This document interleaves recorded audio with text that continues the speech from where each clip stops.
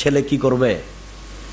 যদি আপনি বলছেন যে আমার বাপ তো একটা জামা দিয়েছিল আমি যখন ক্লাস 3-তে পড়ি, আর একটা না ছেঁড়া পর্যন্ত দেয়নি, আমার মা কয়েকদিন সেলাই করে দিয়েছিল, মনে পড়ে কি আপনার? আর এখন আপনার ছেলের কয়টা জামা? বেহিসাব। রামাজানকে ঠেকানোর জন্য তো প্রস্তুতি নিয়ে আছেন।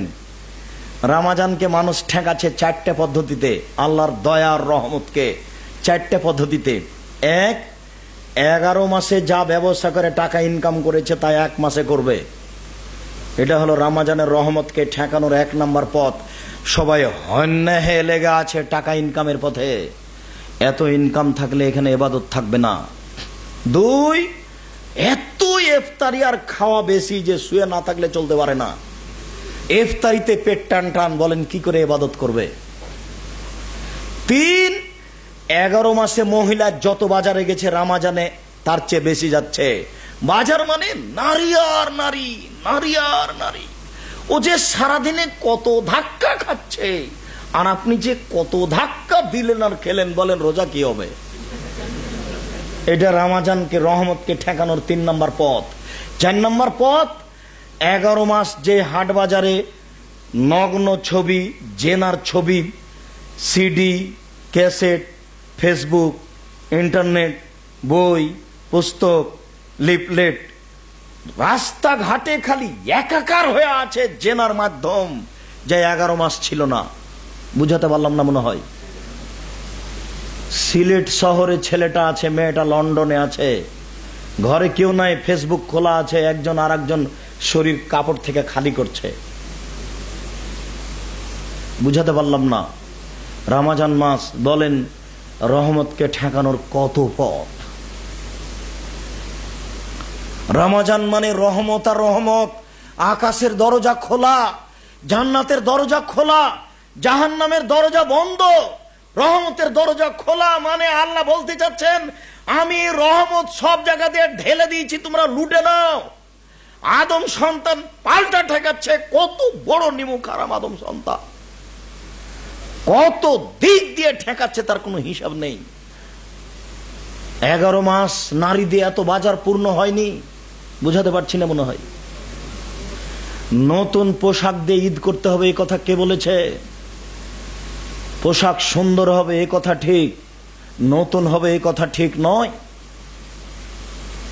2টা শাড়ি, 10টা শাড়ি শোকে যা আছে, তারপরেও 3টা কেনার প্রস্তাব দিল মানে? যদি তাই দেয় তাহলে আপনি বলেন আগে এই শোনো, এই শোনো, পরনেরটা পরনে পড়ে থাকো, বাকিগুলো ফকিরকে দাও, সারাদিনে ফকিরকে দাও। তোমাকে খালি করে শুধু পরনেরটা রেখে আজকে বাজারে যাব, 3টা নিয়ে আসবো। শোকে যে কোনো শাড়ি আছে, তারপরে এই বান্দা শাড়ি কিনবে না, তোমাকে বলে যাচ্ছে, তুমি মনে রেখো। আমরা কোনোদিন শাড়ি কিনিনি ভাই, আমার বাসাতে কোনো শাড়ি নেই। আর আমরা রামাজানে কোনো কিছু কিনি না, যদি কিনতেই হয় তাহলে ঈদের পরের দিন কিনবো। একাই কি পরিবেশ ঠেকাতে পারবো? পারলাম না, তাতে কি আছে? ইব্রাহিম আলাইহিস সালাম বলছেন যে সারা এই মাটির উপরে আমি আর তুমি মুসলমান, আর কেউ নেই। তাহলে সারা পৃথিবী ভুল পথে, শুধু 2জন ঠিক পথে, স্বামী স্ত্রী। আপনাকে এইভাবে শাড়ি কিনতে হবে কেন? এত টাকা খরচ করতে হবে কেন? ঢাকা শহরে দেখেন সবটা বাড়ি মার্কেট, প্রায় বাড়ি মার্কেট। সিলেটও মনে হয় তাই, মার্কেটের অভাব নাই। সন্ধ্যার সময় ইফতারি করে চলে এসে রাত 3টা পর্যন্ত বাজার করছে। রমজান মানে কি তাই? দেখেন রহমতকে ঠেকানোর কত পথ। দুঃখিত। সম্মানিত উপস্থিতি, আবু হুরায়রা রাদিয়াল্লাহু তাআলা আনহু বলেন রাসূল সাল্লাল্লাহু আলাইহি ওয়াসাল্লাম বললেন অত্তাকু সুহা ফাইনা সুহা আহলাক মান কানা কাবলাকুম, কৃপণতা থেকে বেঁচে থাকো, কৃপণতা পূর্বের মানুষকে ধ্বংস করেছে। জাবের রাদিয়াল্লাহু তাআলা আনহু বলেন রাসূল সাল্লাল্লাহু আলাইহি ওয়াসাল্লাম বলেছেন তাসাদদাকু ফাইনাহু ইয়াতি আলাইকুম জামানুন, তোমরা দান করো, তোমাদের উপরে এমন একটা সময় চলে আসছে এমসির রাজুলু বিসাদাকাতিহি, মানুষ দান নিয়ে এর কাছে ওর কাছে যাবে, তখন ওই লোকটা বলবে লা তাইতা বিল আমসলা কাবিলতু ফামাল ইয়াউম ফালা হাজাত আলি বিহা, কালকে যদি দানটা নিয়ে আসতে তাহলে নিতাম, আজকে লাগবে না। এখনই এই বাংলাদেশে দেখা দিয়েছে আপনি সিলেটে আছেন, আর একটা ভাই চিটাগাঙ্গে আছে, আপনি নোয়াখালীর মানুষ, দুই ভাই 4টা শাড়ি নিয়ে গেছেন চাচির জন্য। তখন চাচি বলছে যে এত শাড়ি লাগবে বাবা, এত শাড়ি লাগবে না। বাংলাদেশি বলার লোক দেখা দিয়েছে, তাহলে যেই দেশে ফকিরই নাই সেই দেশে টাকা কে নিবে?